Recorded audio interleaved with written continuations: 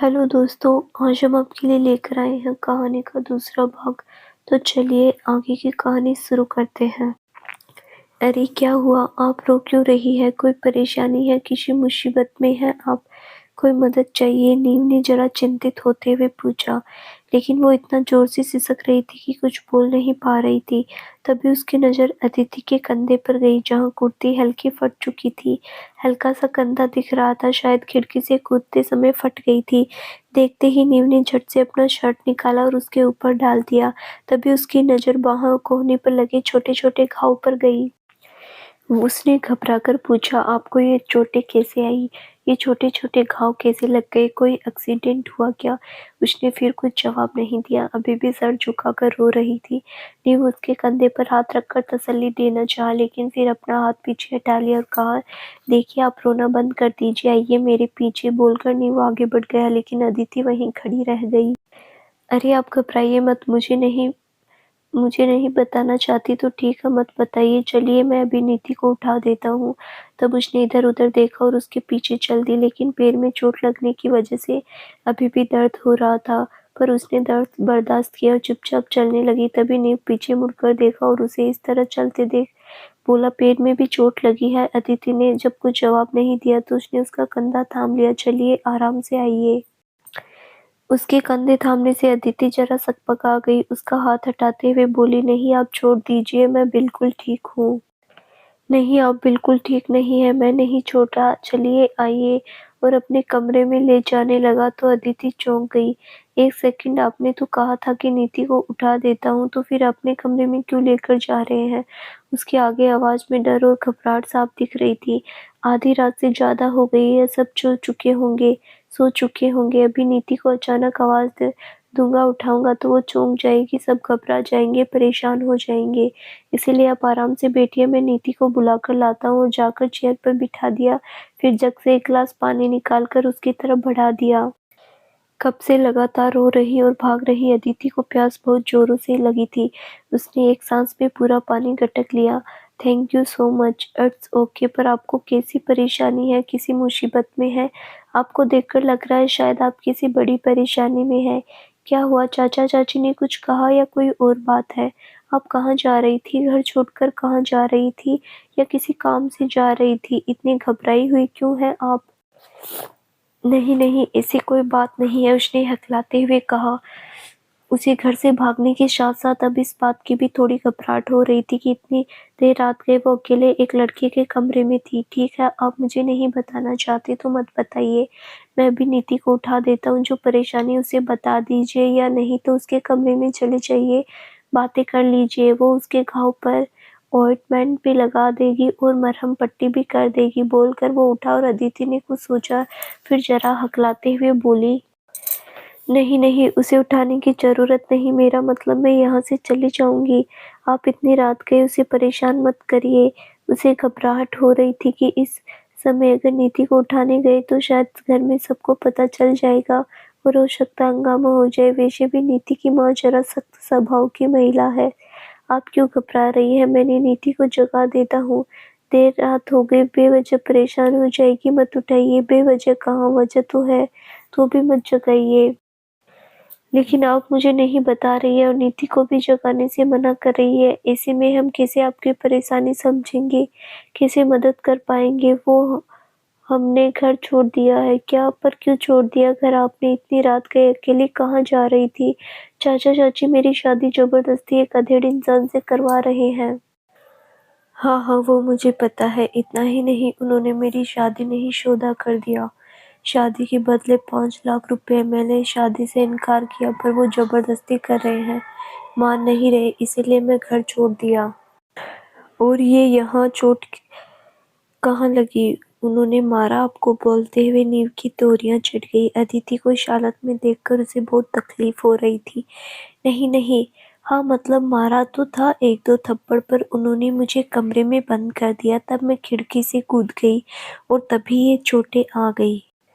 पर आपने घर क्यों छोड़ा? इतनी देर रात गए, आप कहाँ जाएगी पता नहीं, लेकिन मैं अब यहाँ नहीं रहूंगी। दुनिया में कहीं तो जगह होगी, कहीं तो ठौर ठिकाना मिलेगा।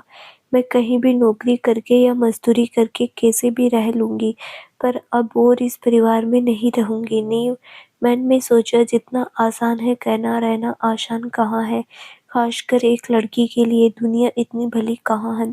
देर रात को दूर दिन दहाड़े भी अकेली निकलेगी और पता चला लोगों की इसका कोई नहीं, तो न जाने कितनी ही गिद्द नज़र पड़ेगी, कहीं कोई मदद के नाम पर ही कुछ। नहीं, नहीं, इस तरह मैं इसे जाने नहीं दे सकता, वो मन ही मन बोल रहा था। तभी अदिति अचानक से उठकर खड़ी हुई। अब मैं चलती हूँ, सुनकर नीव भी उठ खड़ा हुआ। अरे इतनी रात गई, आप कहाँ जाएगी? एक काम कीजिए, आप रात भर यहीं रुक जाइए। नहीं, नहीं, मैं यहाँ नहीं रह सकती। ठीक है, मत रहिएगा, लेकिन आप रात में यहाँ रह जाइए। सुबह मैं बस में बिठा दूँगा, फिर आप चले जाइएगा। यहाँ से दिल्ली के लिए बस जाती है, साथ ही साथ और भी शहर जाती है। आपको जहाँ जाना हो वो बस पकड़ लीजिएगा। वैसे आपका कोई रिश्तेदार है तो वहाँ चले जाइएगा। देखिए, इस तरह देर रात को सड़क पर अकेले निकलना सेफ नहीं है। अदिति को उसकी बातें ठीक लगी, वो वापस चेयर पर बैठ गई। फिर मन ही मन एक हलचल सी थी। आप चारपाई पर लेट जाइए, आराम कर लीजिए, मैं नीचे लेट जाता हूँ, और घबराइए मत, किसी को पता नहीं चलेगा, नीति को भी नहीं। लेकिन अदिति का कलेजा अब भी एक अनजान डर से धक-धक हो रहा था। एक अजीब सा डर लग रहा था। वो चेयर पर से उठकर बैठी, तभी उसके पैर में चुभे काँच का घाव दिख गया। आपके पैर में तो गहरी घाव लगी है, बहुत दर्द हो रहा होगा। नहीं, ज़्यादा नहीं है, बर्दाश्त करने लायक है। देखिए, चोट लगी है तो बोलिए, इतना भी ज़्यादा झूठ बोलने की ज़रूरत नहीं। फिर वो फर्स्ट एड बॉक्स लाया और उसके घाव को साफ करने के लिए उसके पास बैठ गया। उसने जैसे ही अदिति का पैर अपने हाथों में लिया तो मन में एक अजीब सी फीलिंग आई और गुदगुदी के मारे चिहुक उठी। ओह सॉरी, ज़्यादा दर्द हो रहा है क्या? नीव ने उसे देखते हुए पूछा। उसने ना में सिर हिला दिया, पर अपने निचले होठ को दांत के नीचे भींच लिया। तब नीव ने हौले से उसका पैर पकड़ा और धीरे-धीरे घाव में लगी मिट्टी को क्लीन करने लगा। अदिति अपने होठ को दांतों तले दबाए आंखें बंद कर ली।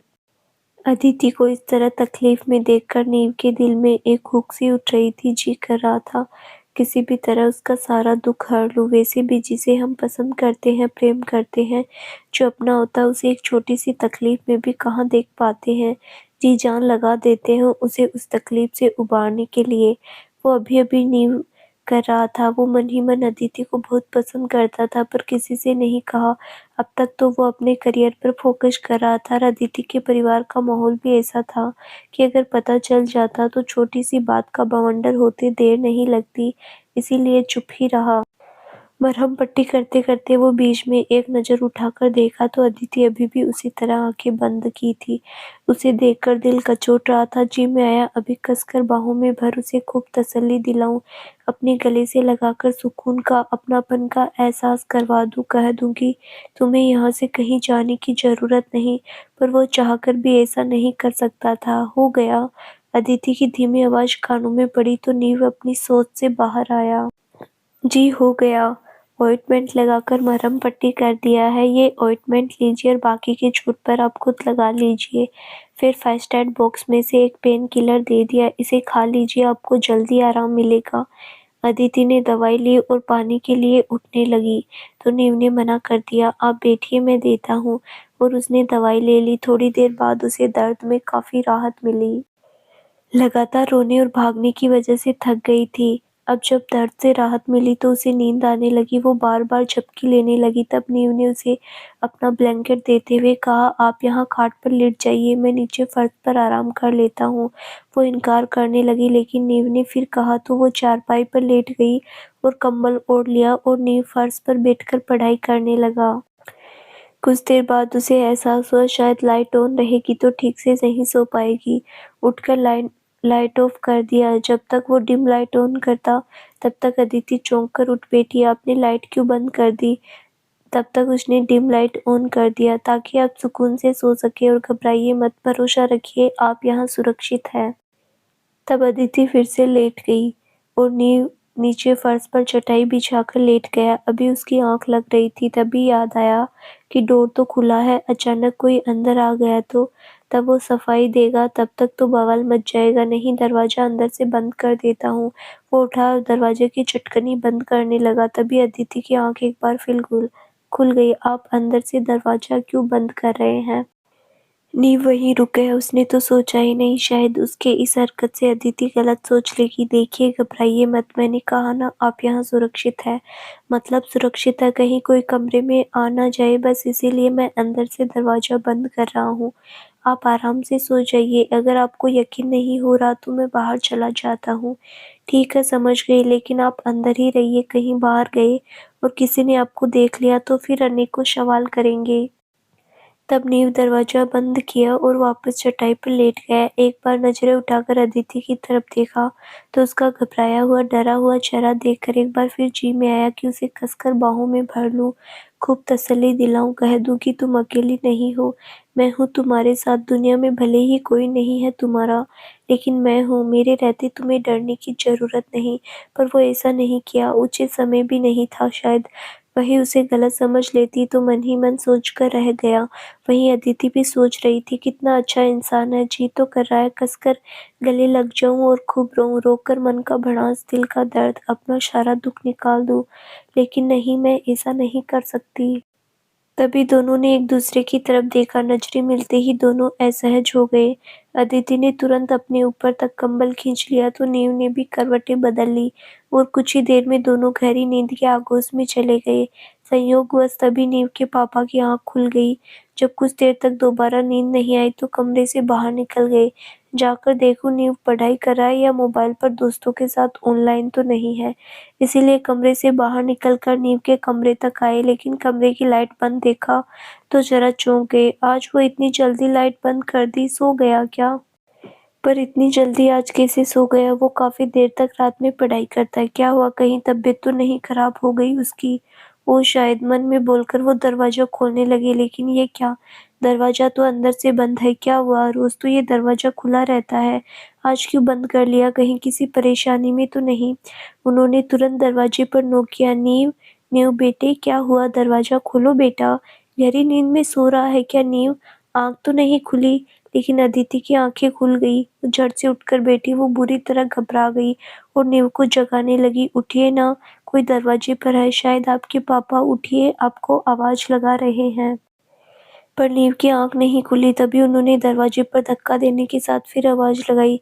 अब तक अंदर कमरे में अदिति बेहद घबरा चुकी थी। हे भगवान, अब क्या होगा? मन ही मन बोलते हुए उसने जरा जोर से आवाज लगाई। जो आवाज बाहर खड़ी नीव के पापा ने सुन ली और सुनकर चौंक गए। अरे, ये किसी लड़की की आवाज़ है, मतलब अंदर कोई लड़की है। इसने कमरे में लड़की बुलाई है। ओह, तभी दरवाज़ा अंदर से बंद किया है। इसकी इतनी हिम्मत, ये मजाल घर में लड़की बुलाता है। मैं जी जान लगाकर कमा रहा हूँ, इस पर पैसा खर्च कर रहा हूँ ताकि ये काबिल और कामयाब इंसान बने, और ये लड़कीबाजी कर रहा है। इसकी तो खैर नहीं अब। वो दरवाज़ा पीटना बंद किया और तुरंत बाहर से कुंडी लगा दी और भागकर अपनी पत्नी निर्मला जी को उठाने आए। निर्मल, निर्मल, जल्दी उठिए। दिन भर घर के से बाहर तक काम करके थकी हारी निर्मला जी गहरी नींद में सो रही थी तो आवाज देने के बाद भी आज खुली आंखों से कहा, क्या हुआ? इतनी रात की क्यों उठा रहे हैं? क्या बात हो गई? जल्दी उठो, चलकर देखो। बेटे की करनी, बहुत गर्व था हमें अपने बेटे पर, प्राउड होता था। बहुत काबिल है हमारा बेटा, लेकिन देखो क्या कर रहा है हमारी नाक के नीचे। अरे, आप क्या बोल रहे हैं? दिन में तो आराम नहीं कर पाती हूँ, रात को भी तो चैन से सोने दीजिए। क्या हो गया अभी आपको? कितना बड़बड़ कर रहे हैं? तब रमेश बाबू ने निर्मला के ऊपर कमर खींच लिया और वहां से पकड़कर उसे उठाकर बिठा दिया। फिर कंधे से पकड़कर झकझोरते हुए कहा, अरे उठो बेटे, नीव के कमरे की लाइट बंद है। हाँ तो क्या हो गया? रोज तो पढ़ाई करता है, एक दिन सो गया तो क्या हो गया? इसके लिए इतना क्यों परेशान हो रहे हैं? अरे, अंदर से लड़की की आवाज आ रही है। इतना ही नहीं, अंदर से कड़ी भी बंद किया है उसने। क्या? अब निर्मला जी की भी आंखें अच्छे से खुल चुकी थी। दरवाजा पीटने की आवाज आनी बंद हो गई तो भी उसने नीव को उठाया, लेकिन वो गहरी नींद में सो चुका था। तो अलसाई आंखों से कहा, आपको भ्रम हुआ होगा, कोई नहीं आएगा, अभी जाइए, सो जाइए अभी, सुबह आपको निकालना भी है। वो उठकर बेड पर चली गई पर नींद नहीं आई। अभी भी बार बार ध्यान दरवाजे की तरफ ही जा रहा था। इधर निर्मला जी की आंखें भी अच्छे से खुल चुकी थी। जरा हड़बड़ाते हुए पूछा, क्या कहा आपने? अरे उठो बेटी, नीव के कमरे की लाइट बंद है और अंदर से लड़की की आवाज आ रही है। सुनकर तो निर्मला जी के हाथ पांव ठंडे पड़ने लगे। नर्वस से होने लगी, ऐसा लगा हाथ पैर में जान नहीं है। वो झटके से बेड से उतरी और दनदनाते हुए बेटे के कमरे तक आई और दरवाजा पीटने लगी। दरवाजा अंदर से सच में बंद था। ये लड़का तो कभी अंदर से दरवाजा बंद नहीं करता, फिर आज क्यों? उसने जरा धीरे से आवाज लगाई, नीव, दरवाजा खोलो जरा। वो गहरी नींद में सो गया था तो उसकी आंख नहीं खुली, लेकिन उससे पहले अदिति जाग गई थी, जो अब तक उसे नींद नहीं आई थी। वो डरी हुई तो थी अभी, निर्मला आंटी की आवाज सुनकर बेहद घबरा गई। वापस नीव को जगाया, नीव उठिए, बाहर कोई दरवाजा नॉक कर रहा है, शायद आपकी मम्मी है। गहरी नींद में सोया नीव को समझ नहीं पाया। पहले तो काफी देर तक उठा नहीं, लेकिन जब कई बार झकझोरा तो उठकर बैठा और अदिति की तरफ देखते हुए कहा, क्या हुआ अदिति जी, क्यों घबरा रही है? मैं हूं ना, चलिए सो जाइए। नहीं, बाहर कोई दरवाजा पीट रहा है। अब नीव की आंख खुली, वो भी थोड़ा घबरा गया। अचानक मम्मी पापा सवाल करने लगेंगे तो क्या जवाब दूंगा? फिर सोचा, नहीं, जो सच्चाई है साफ-साफ बता दूंगा, वे समझ जाएंगे। उसने दरवाजा खोल दिया। निर्मला जी झट से अंदर आई, लाइट ऑन किया तो वहां अदिति को देखकर चौंक गई। वहीं अदिति भी दोनों को देखकर झटके में उठ खड़ी हुई। अब अंकल आंटी क्या सोचेंगे, क्या बर्ताव करेंगे, ये सोचकर उसके हाथ पैर कांपने लगे, ठंडे पड़ने लगे, जी बेहद घबराने लगा। वो जब तक कुछ बोलती तब तक निर्मला जी की आंखें गुस्से में लाल हो चुकी थी। ये लड़की तो इतनी रात गए यहाँ क्या कर रही है? अदिति की आंखों में आंसू बहने लगे, कुछ बोल नहीं सकी, बस उसने सिर झुका लिया। तब तक महेश बाबू ने नीव को पूछा, ये क्या चल रहा है? तुमने इस लड़की को यहाँ क्यों बुलाया है? पापा, मैंने बुलाया नहीं, वो तो।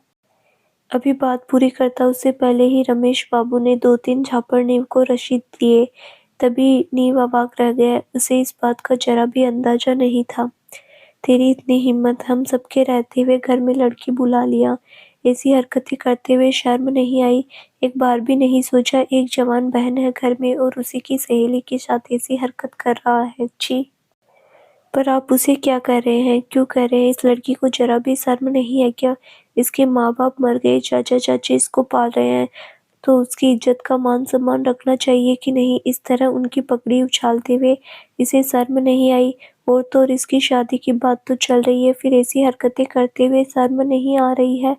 अरे कुछ दिनों में तो ब्याह हो जाएगा, चाचा ने तो लड़का भी देख लिया, उसकी शादी भी तय हो गई है, 1 महीने बाद शादी है, फिर भी किसी और लड़के के साथ। छी! ऐसा करते हुए शर्म नहीं आई तुझे? एक बार चाचा चाची के बारे में नहीं सोचा? अदिति बोलना चाह रही थी, लेकिन नाराजगी दोनों की इतनी बढ़ चुकी थी कि वो सच्चाई बोलती तो भी वो यकीन नहीं करते, तो वो बस चुपचाप सुनती रही। अब मैं समझ आ रहा है क्यों चाची तुम्हारे साथ ऐसा व्यवहार करती है। तेरी यही हरकत जानकर, अरे क्या कमी छोड़ रखा है वो सबने, फिर भी ऐसी गिरी हुई हरकत कर रही है। ऐसे तो तुम बड़ी भली बनती रहती है, नीति तो तुम्हारी बड़ी तारीफ करती है, और ये तेरी हरकत, तेरी असलियत अगर उसे पता चलेगी तो क्या सोचेगी तेरे बारे में? माँ प्लीज चुप रहिए, जैसा आप सोच रही वैसा कुछ भी नहीं है, पहले पूरी बात सुन लीजिए। अब पूरी बात क्या सुनूं, जब पूरा मैंने देख लिया अपनी आंखों से, तो अब तुम लोग कुछ भी बातें बनाओगे, गोल गोल घुमाओगे, तो मैं तुम दोनों की बातें मान लूंगी।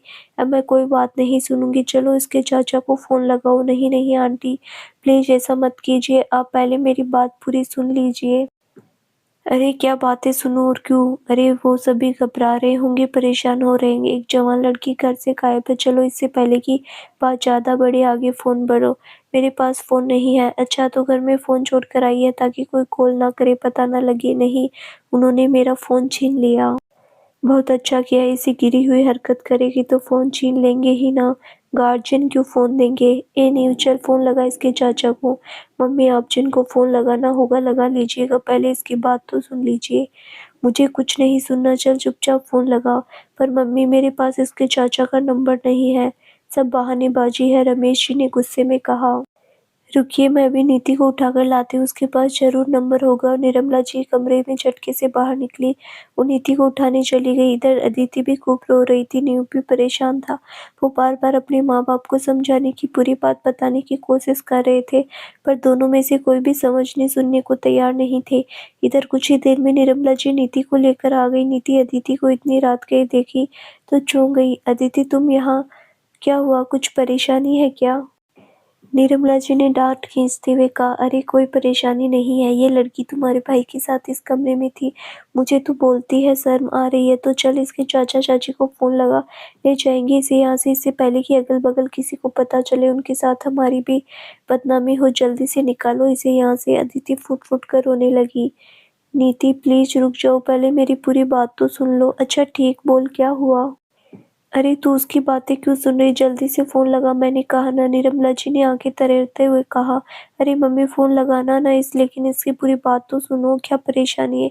इसे कोई परेशानी नहीं है माँ परेशानी? इसके चाचा चाची 40 साल के आदमी के साथ इसकी शादी करवा रहे हैं।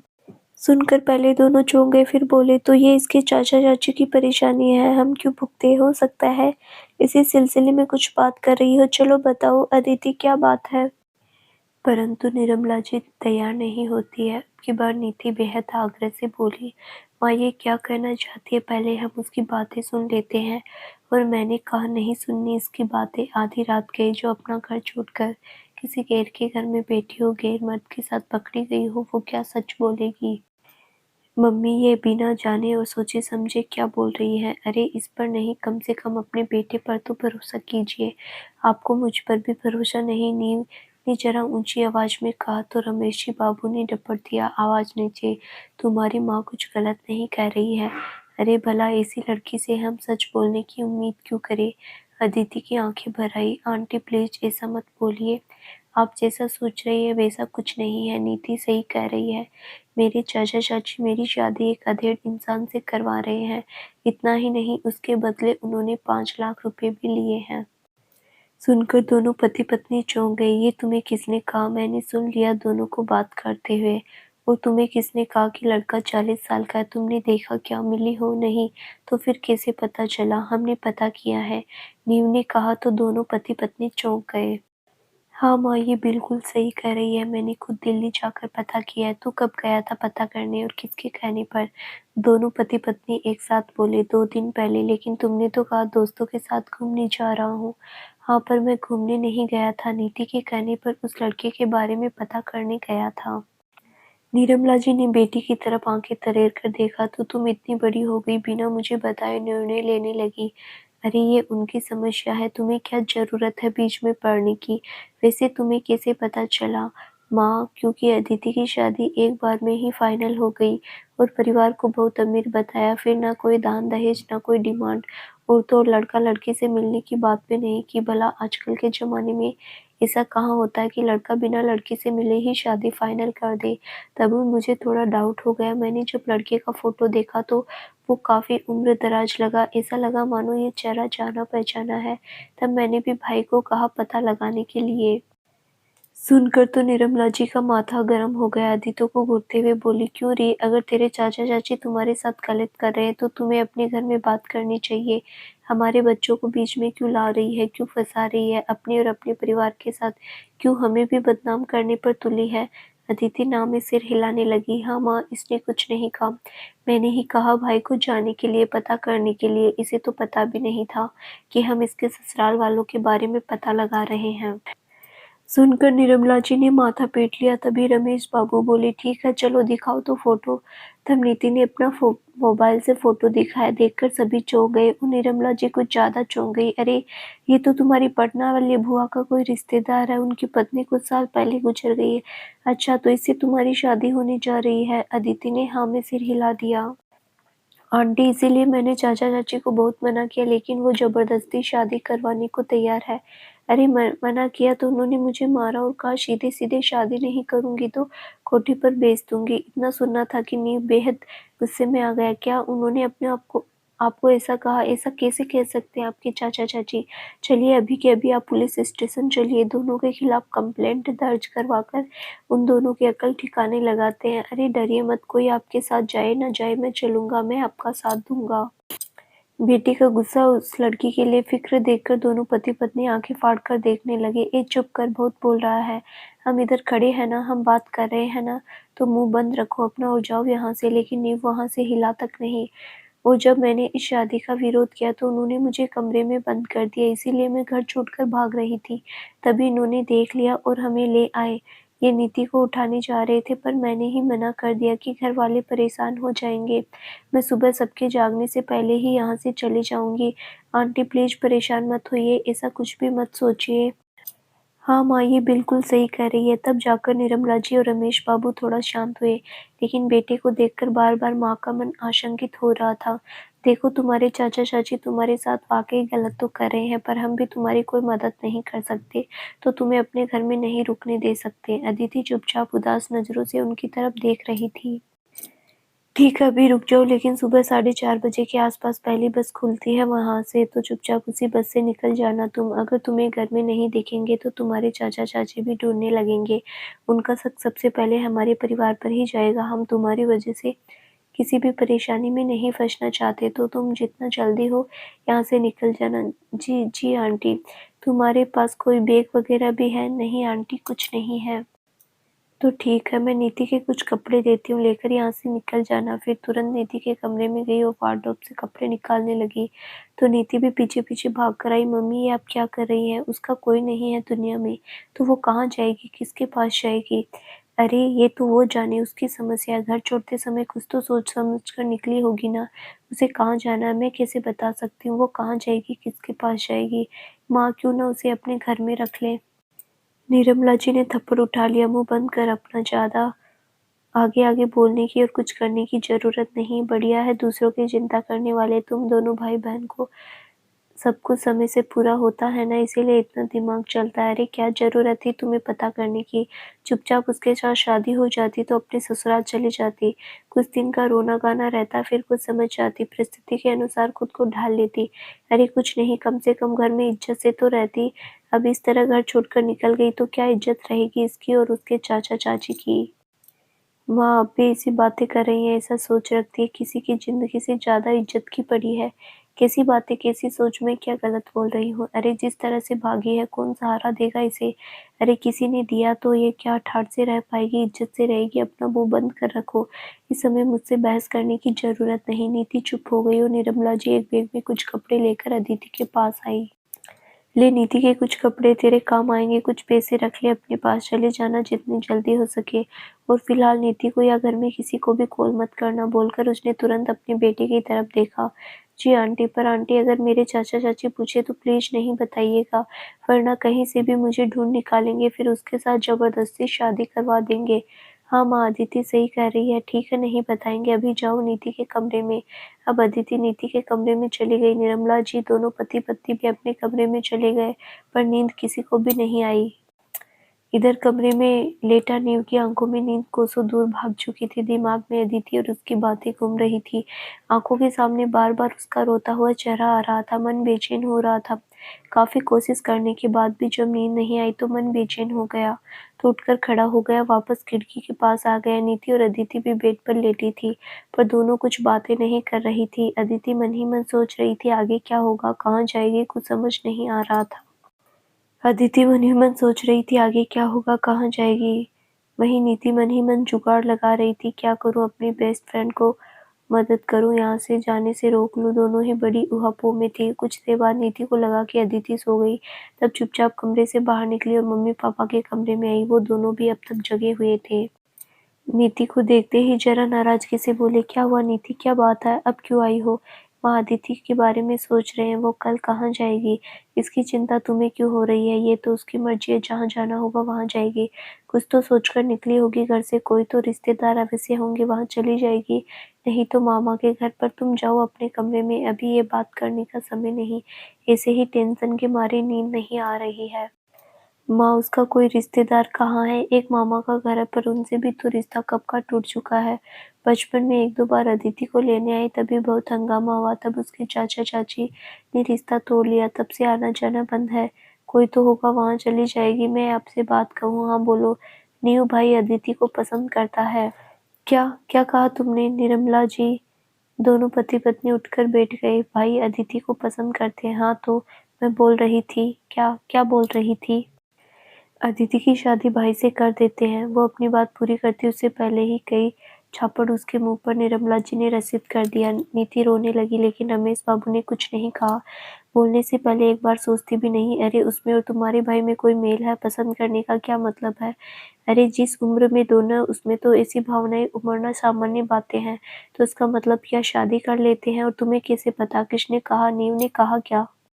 मुझे तो भाई ने नहीं कहा, लेकिन किसी दोस्त को फोन पर बात करते हुए सुन लिया था। नीति ने रोते हुए जवाब दिया।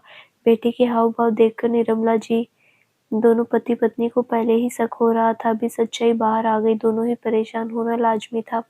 अरे तुम परेशान क्यों हो रही हो? एक काम करते हैं, अभी के अभी इस लड़की को बाहर करते हैं, जहाँ मन हो जाएगी। नहीं तो ऐसा ना हो सुबह होते होते हम पर ही कुछ इल्जाम लगा दे और मजबूरन हमें अपने घर की बहू बनाना पड़े। रमेश जी ने कहा।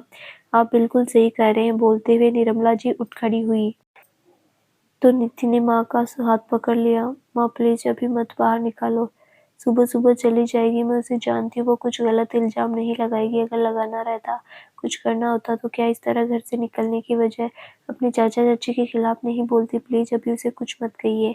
तब निर्मला जी शांत होकर बैठ तो गई, लेकिन मन अभी भी बेहद अशांत था। जाओ यहाँ से, अपने कमरे में जाओ। वो चुपचाप उठकर चली गई। नीति गई तभी वहां नीव आ गया। अब तुम क्यों आए हो? मामा पापा, मुझे आपसे कुछ बात करनी है। निर्मला जी का कलेजा धक से रह गया। जरूर ये उसी लड़की के बारे में बात करने आया होगा। हाँ बोलो। माँ पापा, बहुत प्यारी लड़की है, प्लीज उसे घर से मत निकालिए। वो कहाँ जाएगी? अरे ये तो उसे घर से भागने से पहले सोचना चाहिए था। कहाँ जाएगी ये सोचकर हम तो उसे नहीं रख सकते। उसके परिवार के साथ हमारी भी बदनामी होगी। अगर हम चाहे तो उसके लिए कुछ कर सकते हैं, उसका जीवन संवर जाएगा। हमने उसका जीवन संवारने का ठेका नहीं ले रखा। लेकिन माँ क्या क्या कहना चाहता है? मैं उसे पसंद करता हूँ। निर्मला जी अवाक हो गई। वहीं रमेश बाबू ने कब पसंद करता तो क्या तुम्हारे साथ उसकी शादी करवा दूँ, अपने घर की बहू बना लूँ? बोलते हुए एक बार फिर से थप्पड़ उठा लिया। वहीं बाहर से सुन रही नीति के चेहरे पर स्माइल आ गई। खुद के तो ठोर ठिकाने नहीं, पेट दूसरों के भरोसे पल रहा है और प्यार हो गया है और शादी करनी है इनको। अरे तुझे शादी करनी है तो क्या दुनिया में लड़कियों की कमी है जो इससे शादी करोगे? आप शांत रहिए, इतना गुस्सा मत करिए। निर्मला जी ने बीच बचाव करते हुए कहा। अरे तुम देख रही हो इसका मुंह कितना खुल रहा है, अभी भी पढ़ रहा है। ऐसी बातें करा, कल को कमाने लगेगा, अपने पैरों पर खड़ा हो जाएगा, फिर क्या करेगा? देख, तू भले इस लड़की को पसंद करता है, पर मैं इसके संग तेरी शादी हरगिज नहीं होने दूंगा। पापा, आप इतना नाराज क्यों हो रहे? पहले आप पूरी बात तो सुनिए। मैं शादी की बात नहीं कही, सिर्फ इतना कहा कि वो मुझे पसंद है। किसी को पसंद करना, पसंद आना, इसमें कोई बुरी नहीं है। इसे अपने घर में रखने की ज़रूरत ही नहीं है। कुछ दिनों के बाद मेरा दिल्ली में एग्ज़ाम है, मैं जाऊँगा तो इसे भी साथ लेकर चला जाऊँगा। नर्स की ट्रेनिंग उसने ले रखी है, किसी अस्पताल में उसकी नौकरी लग जाएगी। बेटे की बात सुनकर दोनों पति-पत्नी आंखें फाड़कर देखने लगे। देखिए तो कितना प्लानिंग करके रखा है। हम सोच रहे हैं कि हमारा बेटा कितना संस्कारी और सुशीला है। लड़की के चक्कर में पड़ना तो दूर, इसकी तरफ नज़र उठाकर भी नहीं देखता। और देखिए क्या प्लानिंग करके रखी है। हम क्या सोच रहे थे और क्या निकला। माँ पापा, आप लोग मेरी बातों का गलत मतलब निकाल रहे हैं। मैं उसके साथ शादी करने की बात नहीं कर रहा, बस मदद करना चाहता हूँ। वो अकेले कहाँ जाएगी? कहीं निकल गई तो कल को कुछ उल्टा सीधा उसके साथ हो गया तो क्या हमें गिल्टी महसूस नहीं होगी? देख, हम इतने आदर्शवादी और महान नहीं हैं जो दुनिया के बारे में सोचते बेटे। लेकिन बेटे की बात सुनकर निर्मला जी को एहसास हो गया कि अभी इसे समझना मुश्किल है, इसीलिए शांत रही। बोली, ठीक है, हमें सोचने दो, अभी जाओ आराम करो। इधर नीति के कमरे में लेटी अदिति सोच रही थी, पता नहीं घर से भागकर उसने सही किया या गलत। उसके ये कदम कितने घरों को बदनाम करेंगे। और एक बार फिर से अपने कमरे में गई, लेकिन सबकी आंखों में नींद गायब थी। इसी तरह सुबह हो गई। इधर सुबह सुबह सीमा जी उठी और कमरा दरवाजा खोलने गई थी और दीदी नहीं दिखी। वो भाग कर आई और पति कुंवर जी को जगाया। अरे उठो, ये लड़की तो भाग गई, कमरे में नहीं है। वो हड़बड़ाते हुए उठे। अरे क्या कर रही हो तुम? कहाँ चली गई? और तो और बंद कमरे से वो निकली कैसे? अरे वो बंद कमरे से कैसे निकली पता नहीं, चलो उठकर देखो जल्दी से। हे भगवान, मैं पहले ही जानती थी ये कुलक्षणी कुल खानदान का नाम डुबो देगी। वही हुआ, दोनों पति पत्नी पूरे घर में से ढूंढने लगे, लेकिन कहीं नहीं दिखी। तभी उसकी नजर खिड़की पर गई। देखो उधर खिड़की से कूद कर भागी है। लेकिन भागकर कहाँ गई होगी? अरे ये बाद में सोचेंगे, तुम बाहर जाकर देखो। अगर ये सब कुछ उन्हें पता चला तो हमारी खैर नहीं, पैसे के साथ साथ इज्जत भी जाएगी। कहीं का नहीं छोड़ेगा वो हमें। तब कुंवर जी बाहर भागे। इधर सीमा जी का माथा ठनका, कहीं ये लड़की अपनी सहेली नीता के घर तो नहीं गई है। और तुरंत नीति को फ़ोन किया तो सो रही नीति के अचानक मोबाइल बजा तो चौंक कर उठी। सीमा चाची का फ़ोन देखकर वो तुरंत कमरे से बाहर निकल गई और वो जैसे ही फ़ोन रिसीव किया तो सीमा जी ने ज़रा घबराते हुए कहा, हेलो नीति, अदिति तुम्हारे घर आई है? नहीं चाची, नहीं आई। फिर कहाँ चली गई ये लड़की? कहाँ चली गई मतलब आंटी, क्या हुआ, घर में नहीं है? हाँ नहीं, मेरा मतलब घर में ही थी पर अभी नहीं है, कहीं गई होगी शायद बाहर, देखती हूँ मैं। ठीक है आंटी, फ़ोन रखती हूँ। ठीक है बेटा, पर हाँ सुनो, अगर वो तुम्हारे घर आए तो मुझे बताना। हाँ ठीक है आंटी, बाय। नीति ने तुरंत फ़ोन रख दिया। फिर ज़ोर-ज़ोर से सांस लेने लगी। जब अदिति के बारे में सीमा चाची ने पूछा तो उसकी भी घबराहट बढ़ गई थी, लेकिन फिर भी वो अब तक सामान्य होकर बात कर रही थी और फिर कमरे से जाने के लिए मुड़ी तभी सामने निर्मला जी खड़ी थी गुस्से में। क्या ज़रूरत थी उसे झूठ बोलने की? लाओ दो फ़ोन उधर, मैं अभी बता देती हूँ। नीति कुछ नहीं, बस मन के सामने, माँ के सामने हाथ जोड़ना में सिर हिलाने लगी। प्लीज मत कहो। एक महीने बाद लखनऊ मंजू निवास में आज खूब चहल पहल थी। रिश्तेदारों के साथ मेहमान भी आना जाना शुरू हो गया था। जिसे देखो सभी इधर उधर भाग रहे थे, तैयारी में व्यस्त थे। अगर सबसे ज्यादा कोई व्यस्त था तो वो निर्मला जी और रमेश बाबू। वो भी क्यों नहीं, खुद की घराती बाराती जो थे, सारी तैयारी खुद ही देखनी थी। व्यस्तता ज्यादा होना लाजमी था। इधर कमरे में निर्मला जी हल्दी की रस्म की तैयारी कर रही थी। कल दिन में हल्दी की रस्म थी, फिर कल शाम को मेहंदी और संगीत भी। परसों शादी। काम बहुत ज्यादा था, समय कम, तो वो जल्दी जल्दी हाथ चला रही थी। तभी कमरे में नीति आई, माँ के गले में झूल गई और माँ को चूमते हुए बोली, थैंक यू माँ, थैंक यू सो मच हमारी बात सुनने के लिए, शादी के लिए तैयार हो, अदिति को मेरी भाभी बनाने के लिए। आप सच में बहुत अच्छी है माँ, लव यू। निर्मला जी मुस्कुराने लगी, बेटी की तरफ देखते हुए कहा, चल चल, अब इसमें थैंक यू कहने की जरूरत नहीं। अरे अपने बच्चों की खुशी से बढ़कर कुछ होता है क्या? अरे जिसमें बच्चों की खुशी उसमें हमारी खुशी। फिर वाकई इस लड़की में क्या कमी है? चलो अब जाओ, अदिति के पास जाकर बैठो, मैं इधर उधर जल्दी जल्दी काम निपटा रहे। अरे भाभी सुनिए, ये नलिन कहाँ, उसे बुलाइए जल्दी, ध्यान रखिएगा इस घर के, कहीं वो बाहर ना निकल जाए। हाँ साथ में नीव का भी ध्यान रखिएगा, जो नजर रखिएगा। लेकिन क्यों माँ, भाई पर क्यों नजर रखनी है? ताकि वो अभी फिलहाल अदिति के कमरे में न जाए। दोनों एक दूसरे को अब तक नहीं देखेंगे जब तक शादी ना हो जाए। नीति ने जब सुना तो मुस्कुराते हुए भागी अदिति के पास, जहाँ अदिति अपने कमरे में गुमसुम बैठी थी। तो नीति पास बैठी अदिति को मारते हुए कहा, ए अब इस तरह गुमसुम उदास क्यों बैठी? अब तो खुश हो जा बहन। सॉरी सॉरी बहन, नहीं भाभी। अदिति होले से मुस्कुरा उठी तो नीति ने कोहनी मारते हुए कहा, हेलो से होली से क्यों मुस्कुराए? दांत दिखा के हंसना। मैं तो बहुत खुश हूँ, मेरी बेस्ट फ्रेंड मेरी भाभी बन जाएगी। क्या तू खुश नहीं है? हाँ पर थोड़ा डर लग रहा है। अरे डर क्यों लग रहा है, किस बात का? मम्मी पापा भी तो खुशी खुशी तैयार, सबसे बड़ी बात भाई तैयार, वो तुमसे प्यार करते पसंद करते, फिर डरने की क्या बात है? नहीं यार, फिर भी एक अजीब घबराहट हो रही है। अरे इतना मत घबरा, कल तक रुक जा, परसों तो सारी घबराहट दूर हो जाएगी। अदिति समझी नहीं और चौंक कर बोली, कैसे मतलब ये कि जब मेरे भाई के साथ तुम्हारी शादी हो जाएगी तब? जब वो प्यार से तुम्हें अपनी बाहों में भरेंगे, तुम्हारी आंखों में देखेंगे, कुछ कुछ करेंगे, तब देखना कैसे तेरी सारी घबराहट दूर हो जाती है। सुनकर अदिति उसे मारने लग जाती, स्टूपिड, कुछ भी बोलती, शर्म नहीं आती तुझे बोलते हुए ये बातें? अरे शर्म कैसी? वैसे बता तू मुझे क्या गिफ्ट देगी? देख मैंने इतनी मेहनत की, मम्मी पापा को कन्विंस किया, तो गिफ्ट तो देना बनता है, नहीं तो तुझे मैं भाई के कमरे में नहीं जाने दूंगी। सौगात के लिए जो सपने देख रही होगी पूरे नहीं होंगे जब तक गिफ्ट नहीं निकालेगी। अदिति मुस्कुराते हुए बोली, क्या गिफ्ट चाहिए तुझे? अरे मैं तो जीवन भर तुम्हारा एहसान मानूंगी, करता रहूंगी, कुछ भी दे दूं तो ये एहसान चुका नहीं सकती। अरे तू मेरा एक एहसान कम कर सकती है अगर चाहे तो। हाँ बोल, क्या चाहिए? बस कुछ नहीं, जल्दी से जल्दी मुझे बुआ बना देना। अदिति शर्माकर हंसते हुए उसे मारने लगती है। तो दोस्तों आगे क्या होगा जानने के लिए इस कहानी का अगला भाग जरूर देखिए, जो बहुत जल्द ही इस चैनल पर प्रसारित किया जाएगा। धन्यवाद।